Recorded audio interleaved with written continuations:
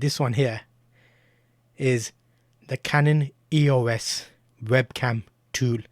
So the free one via USB cable. So how does this compare to that? I've put them quite close, and actually let me have a look at that again. I'm recording this into OBS. That actually doesn't look that bad. It is a bit out of sync. Hello, test.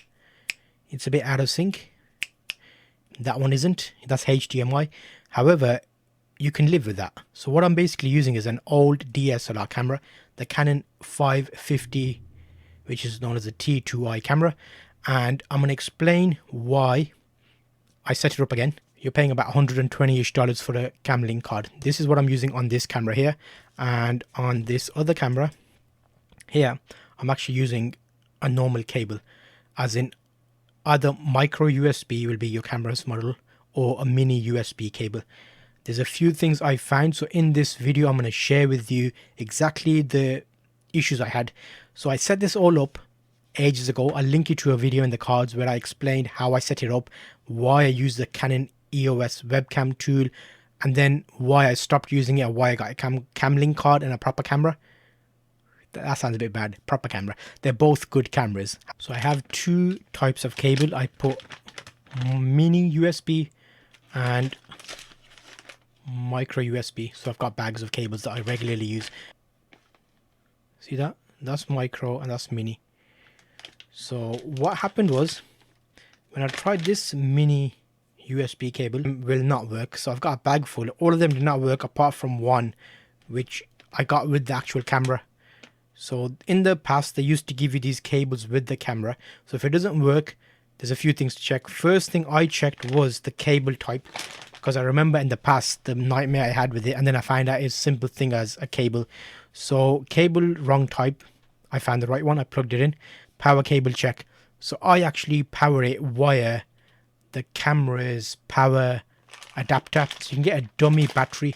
If you're going to live stream for long periods of time, unlike this is the camera itself, if you're going to use it for long periods of time, you want to power it for longer. I use a dummy battery. I plugged it in.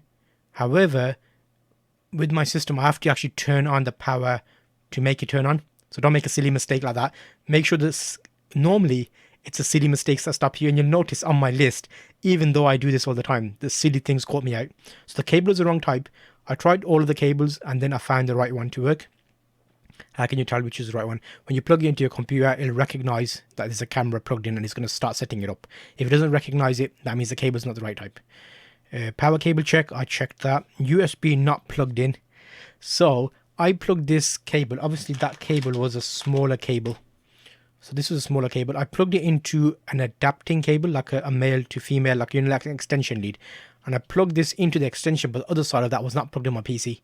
So that's a silly mistake again. So I checked that and I made sure that the cables, followed them down and made sure they're plugged in where they need to be plugged in. Then I checked the camera on and off power. So I actually went onto the camera, turned the power off, turned the camera power on a couple of times to make sure that the computer had a chance to pick up the camera.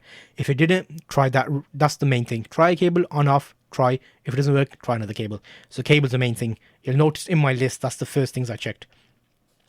I installed the EOS Utility 2 tool.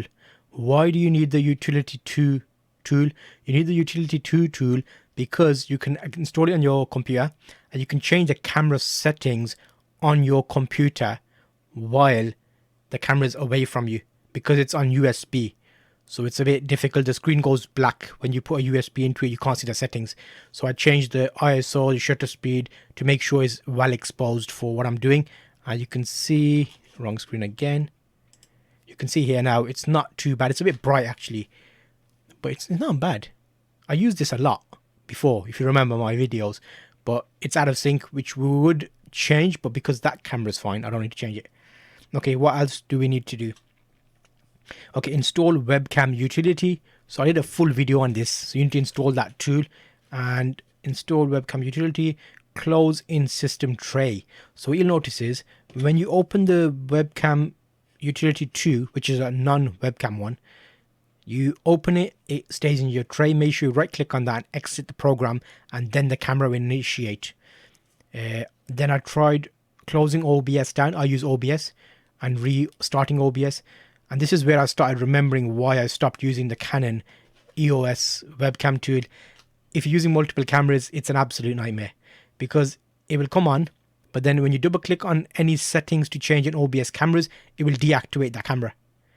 Oh my god, I remember all the times I used to be like, okay, set up everything, and this camera I set up last, because I remember what it used to do to me. But then again, you know what, using it now, it's like a nice another angle. Okay, remove OBS, USB adapter cable. Yes, so the adapter cable didn't work. I changed that and plugged it directly to the computer, and it worked. I restarted my PC when I installed the webcam utility tool, and it still didn't recognize it. And then I went and uninstalled it in the programs, add remove system programs. I uninstalled the webcam tool and then reinstalled it to find out why was it going wrong. Then I checked the settings in menu. So when you go to OBS, double click on the settings and you can bring the camera in, and the camera shuts off and turns on.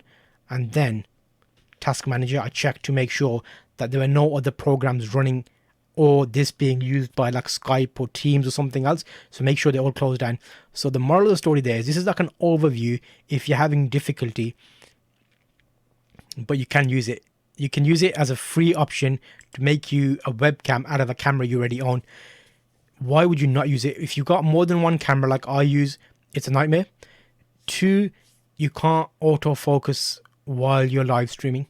If you're live streaming, the settings can't be changed. It will deactivate itself. So if I close this today and come back tomorrow for a live stream, I can't really carry on from where I left off. So there's a few things there that I think are handy to know. But in terms of quality, let's bring them side by side. So that's the webcam there. And you know what? It's obviously it's a bit bright. I've had to knock it up to, yeah, that's another thing. The lens is slightly different, so I've knocked it up to 1600 ISO. I'm looking at the screen at the same time as doing this. And you tell me what you think. Is it okay? Does it, it pass for a webcam use. However, should you use it? Yeah. If that's the only camera you've got, make it a webcam.